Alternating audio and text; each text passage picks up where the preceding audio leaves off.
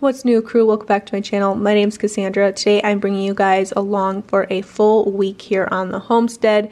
Things are in full swing here in zone 4B. Things are just really starting to get kicked off with harvesting and preserving. Lots of those first round of vegetables are starting to come in, so we are harvesting and preserving just about every day here in some form or fashion. So I want to grab you guys, let's come along for a full week on the homestead, just little bits of chores, little things here or there. Chores are never ending this time of year, so let's go ahead and hop in.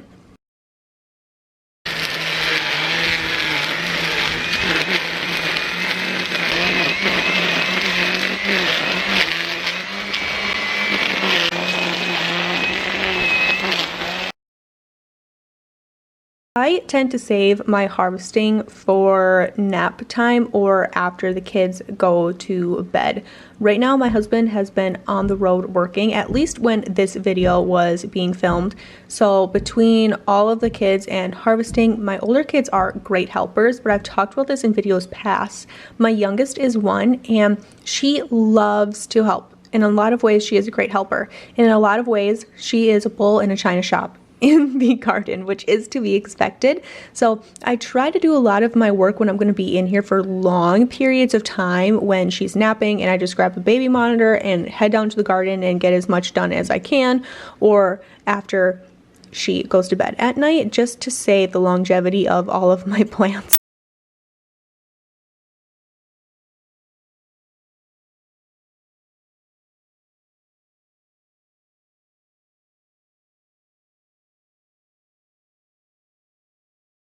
When I went down to my local Amish shop to fill these beds, they were having a blowout sale. They're just trying to get rid of everything that they had, and I would have gotten more cauliflower, more zucchini, maybe a couple other things if they had it. I was looking for cilantro, they didn't have any, so I started cilantro inside, and it's just going to be in my window for a little bit. I did get some more hot and spicy oregano. We have been using it and we're really liking it, so I got it here. I'm hoping that it'll act as a perennial and it'll come back every year and just kind of grow over the edge of the bed, but we will see how that goes. You can see a deer was in here and ate the top of this pepper plant. I am going to drape something over this at night. I'm going to have to.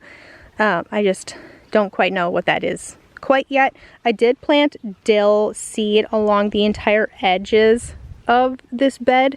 Deer don't like dill, so hopefully once that comes up the deer will stay out of it, but so far that's the only damage. But we have some mystery pepper plants here, and I'm calling them mystery pepper plants. I'm assuming it's why they didn't sell. The tags were gone off of these starts, so I have no idea what these peppers are. And we have some more peppers on the edges of the bed. We planted the peppers on the outsides of the bed because usually deer don't like to eat peppers either. They don't like the texture of them. At least that's what the internet says. Same with tomatoes. They don't really like them. They're bitter. So we thought by planting them on the outside and planting our brassicas in the middle, they would leave them alone, but that's not what happened. So all of these on the outsides and on either end here are all broccoli. They basically had so much broccoli.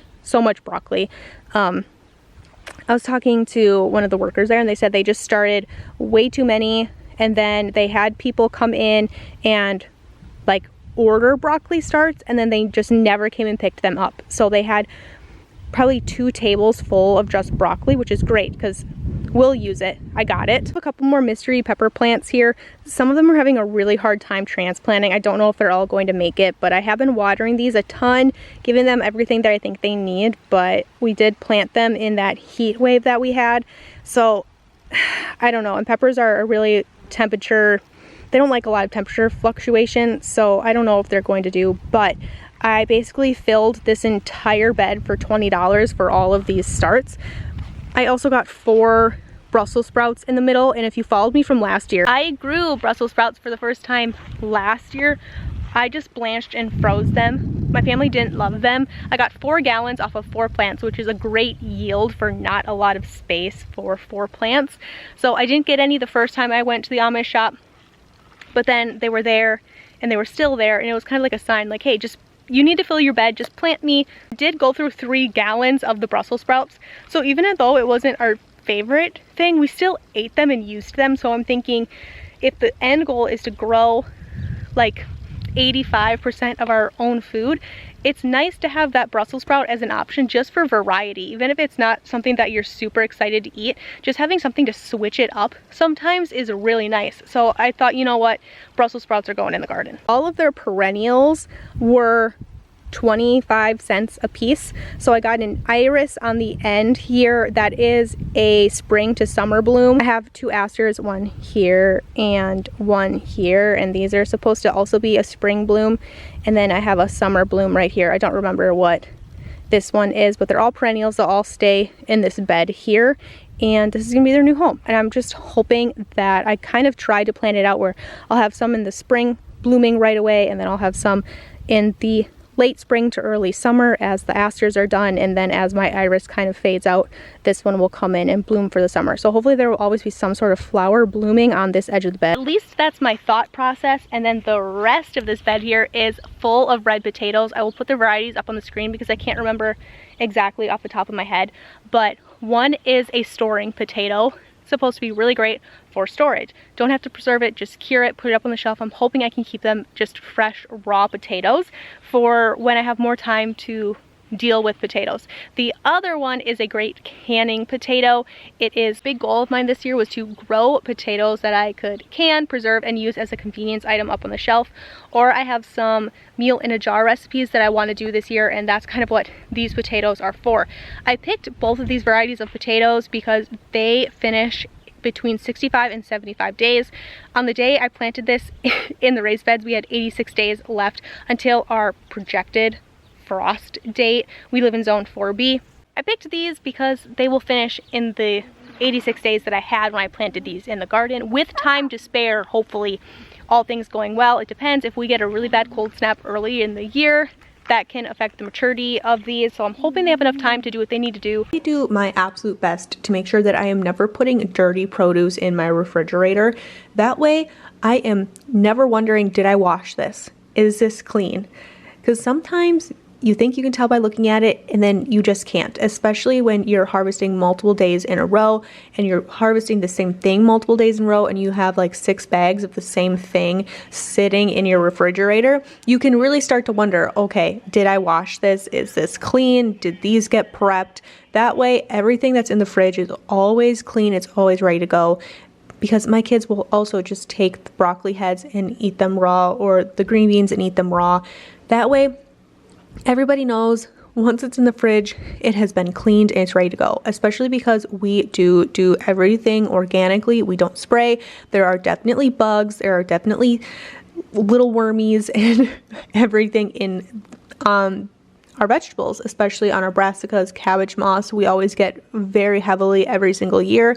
I don't tarp for them. I don't put up tunnels or anything like that. I just kind of let it be.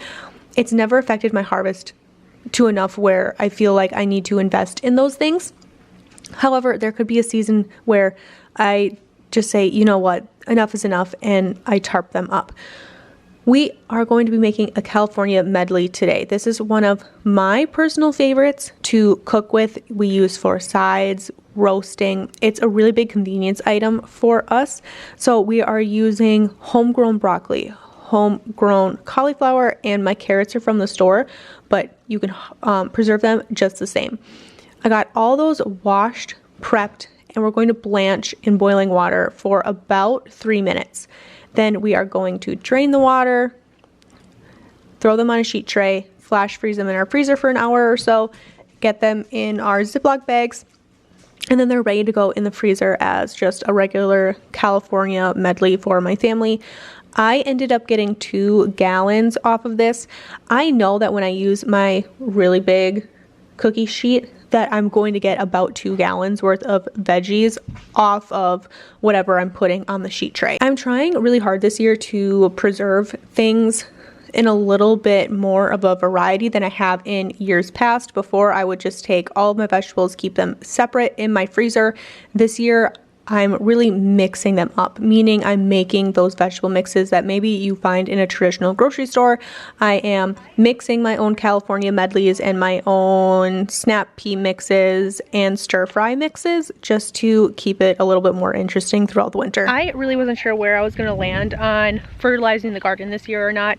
I have done it every other year previous to this one, and we've been doing a lot more research into just like healthy soil, clean soils, all that, and I was really leaning towards not fertilizing this year, but I found some fertilizer that I really like. It is the True Organic brand.